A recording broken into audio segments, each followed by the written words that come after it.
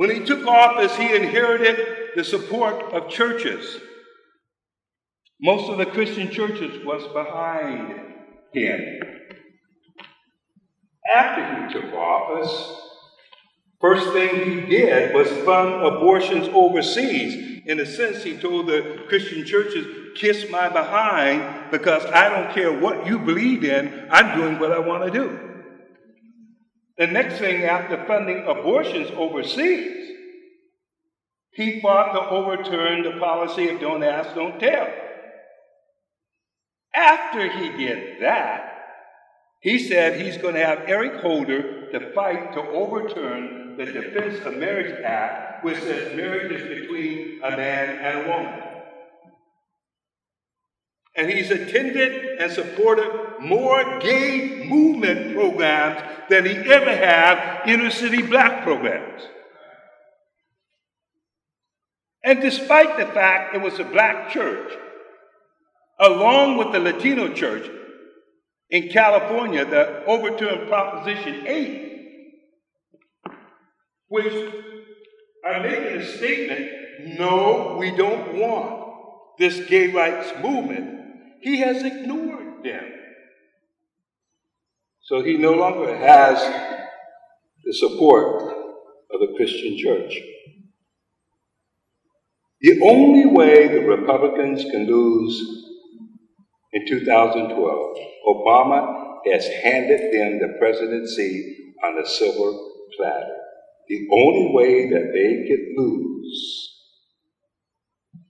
is that if they allow the Democrats to play the race card and the social issue cards of same-sex marriage, because the white Republicans are afraid of those two issues. Mitt Romney, all of them have made the statement that when we run for 2012, we're not going to talk about the social issues. We're going to talk about money and jobs. I said, you guys are so much into money and you don't realize that immorality will eat up your money. You have to do both. You can't be afraid of the race card, particularly with the Democrats' track record, racist track record. If they play the race card, you should say, come on, baby. Now, I know you don't want to talk about race because your party has killed more black folks than the Holocaust that killed Jewish people. As a matter of fact, Erica, who's from Germany, the Nazi Party developed their racist attitude toward the Jews after the Democrats' party of how they treated blacks. Right. Yes. They looked at how the Democratic Party was treating blacks, and they duplicated that, and that's the groundwork, or that's the framework of how they form their racist action against the Jews. They learned it from the Democrats in the United States. 19 million black people were killed in the Middle Passage just coming from Africa to America. 19 million, and only one political party supported slavery, and that was the Democrats. Only one political party supported the Dred Scott decision. Only one political party supported Plessy versus Ferguson. Only one political party supported the Slaughterhouse case. Only one political party supported the civil rights cases of 1883. Only one political party that was behind Jim Crow. Only one political party formed the Ku Klux Klan. Only one political party stood up against every institution of racism, and that was the Democratic Party.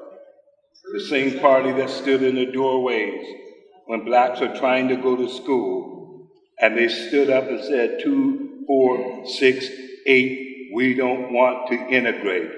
And Julian Bond and the rest of these black civil rights workers have a very short memory.